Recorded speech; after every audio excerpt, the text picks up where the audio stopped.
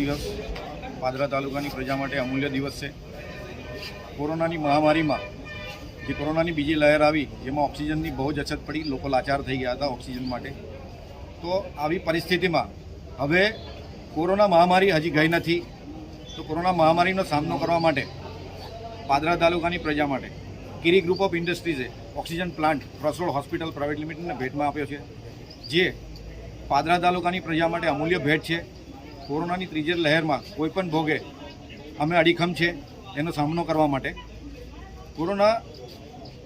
કોરોનામાં જે ઓક્સિજનની અછત પડે છે, કીરી ગ્રુપ ઓફ ઇન્ડસ્ટ્રીઝે જે ઓક્સિજન પ્લાન્ટ આપ્યો છે જે પર મિનિટ 830 લીટરનું ઉત્પાદન કરી શકે એમ છે, જેથી અમે એક સાથે 70 પેશન્ટોને ઓક્સિજન આપી શકીએ એવા સક્ષમ થઈ ગયા છે। તો કોરોનાની ત્રીજી લહેર માટે અમે તત્પર છીએ અને જે કંઈ આવે એનો સુદૃઢ સામનો કરીશું અમે, અને કોરોના મહામારી નાબૂદ થઈ જાય એ માટે અમારો સ્ટાફ, ડૉક્ટર, નર્સિંગ સ્ટાફ, સફાई स्टाफ सदैव पब्लिक की सेवा में रहશે। बड़ोदरा में नवनिर्मित ऑक्सीजन प्लांट के लोकार्पण समारोह में उपस्थित आदरणीय श्रीमती नयनाबेन पटेल जी, डायरेक्टर क्रॉस रोड्स हॉस्पिटल, और आदरणीय श्री मनीष भाई कीरी जी, मैनेजिंग डायरेक्टर कीरी ग्रुप ऑफ इंडस्ट्रीज। कीरी ग्रुप ऑफ इंडस्ट्रीज के सभी सदस्यगण, क्रॉस रोड्स हॉस्पिटल के डॉक्टर्स एवं अन्य स्वास्थ्य कर्मी, उपस्थित महानुभाव, देवी और सज्जनों, आज मुझे आपके बीच में आकर और कीरी ग्रुप ऑफ इंडस्ट्रीज के सौजन्य से इस अस्पताल में ऑक्सीजन प्लांट का लोकार्पण करने का आयोजन किया गया है। इसके लिए मैं कीरी ग्रुप को बहुत बहुत साधुवाद और बधाई देता हूं।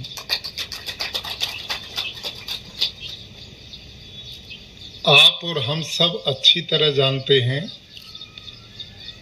कि पिछले लगभग 1.25 साल से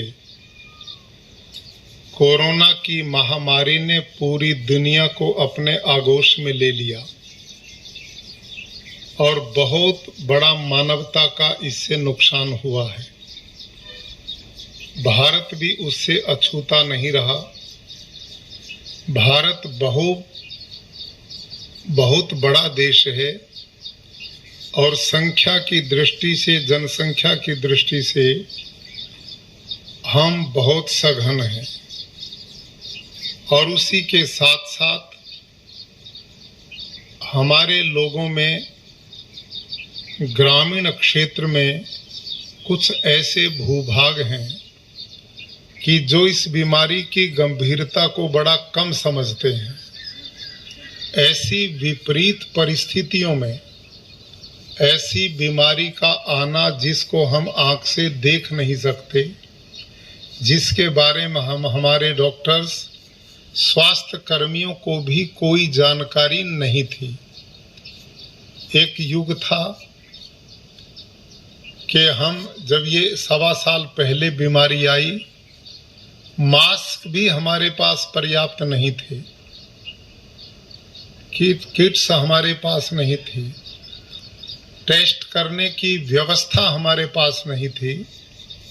लेकिन भारत के यशस्वी प्रधानमंत्री जी ने उस समय इस परिस्थिति को समझते हुए समय समय पर जो दिशा निर्देश दिए और समस्त भारत की जनता ने उनका अनुसरण किया, तो हम इस बीमारी से बच भी गए और इसके लिए साधन भी जुटाते रहे। और एक ऐसा समय आया कि हम ये समझ गए कि ये बीमारी चली गई और हम सब निश्चिंत हो गए। बड़े बड़े आयोजन करने शुरू कर दिए, भीड़ भड़ाका शुरू कर दिया, और ऐसी स्थिति को भांपकर कोरोना ने अपनी शक्ति को बढ़ाकर दूसरा फिर आक्रमण किया और वो इतना घातक सिद्ध हुआ कि उसकी जानकारी से हम परिचित नहीं थे। दूसरी बार जो कोरोना का आक्रमण हुआ उसमें लंग्स पर एकदम उसने इफेक्ट डाला और ऑक्सीजन की कमी से बहुत लोगों की जान गई और ऑक्सीजन की दृष्टि से हम इतने तैयार भी नहीं थे। और अब की बार जो संक्रमण हुआ वो इतना व्यापक रूप से हुआ कि घर का एक आदमी यदि इससे ग्रसित हुआ तो पूरा परिवार ही लिपट गया। और ऐसी भी दुर्घटनाएं हुई कि इस बीमारी के कारण एक एक परिवार के कई कई लोग दुनिया से चले गए, बहुत बच्चे अनाथ हो गए। हम सब के लिए बड़ा ये दुखद रहा। लेकिन उसमें सबसे ज्यादा गंभीर समस्या ऑक्सीजन की रही, जिसके लिए हम पूर्व से इतने तैयार नहीं थे। लेकिन मैं स्वास्थ्य कर्मियों को, डॉक्टर्स को और जितना कोरोना वॉरियर्स हैं उनको भी बधाई देता हूं और हम सब भारतवासी उनके प्रति कृतज्ञ हैं कि उन्होंने रात दिन अपनी जान को जोखिम में डाल करके लोगों की सेवा में कोई कसर नहीं छोड़ी। अनेक स्वास्थ्य कर्मी, डॉक्टर्स भी इस बीमारी ने ग्रसित कर लिए, लेकिन हमारे बहादुर कोरोना वॉरियर्स सभी लोगों ने, चाहे वो डॉक्टर्स हैं, चाहे वो सैंपल लेने वाले हमारे कर्मी हैं, चाहे नर्सिज हैं, एम्बुलेंस के ड्राइवर्स हैं और सफाई कर्मी, जिन लोगों ने रात दिन ये पता था कि जिन लोगों के बीच में हम रह रहे हैं इनको जो बीमारी है वो जानलेवा है, लेकिन ये जानते हुए भी उन्होंने अपने मानव धर्म का पालन किया और उन्होंने अपने कर्तृत्व को प्राथमिकता प्रदान करके लोगों की जो सेवा की है, निस्संदेह वो सब बधाई के पात्र हैं। अब कोरोना की लहर कुछ शांत हुई है, लेकिन नई चेतावनियां आना शुरू हो गई हैं। पहले डेल्टा था, डेल्टा प्लस के रूप में और शक्तिशाली बनकर के कोरोना आना चाहता है, लेकिन इसके लिए भारत की केंद्रीय सरकार ने माननीय प्रधानमंत्री जी के नेतृत्व में, स्वास्थ्य विभाग ने और हमारी समस्त प्रदेश सरकारों ने जिस मनोयोग से इस आने वाली चुनौती को स्वीकार करके तैयारियां की जा रही हैं, वो एक समय की मांग है।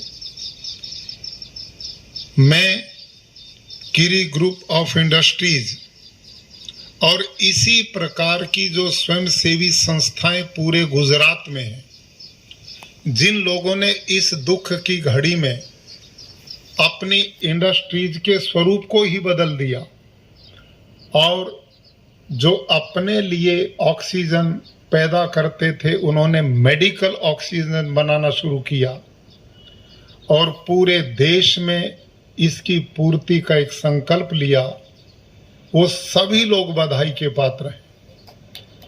आदरणीय बंधुओं, हम भारत के लोग हैं। हमारी सांस्कृतिक चेतना कुछ भिन्न प्रकार की है।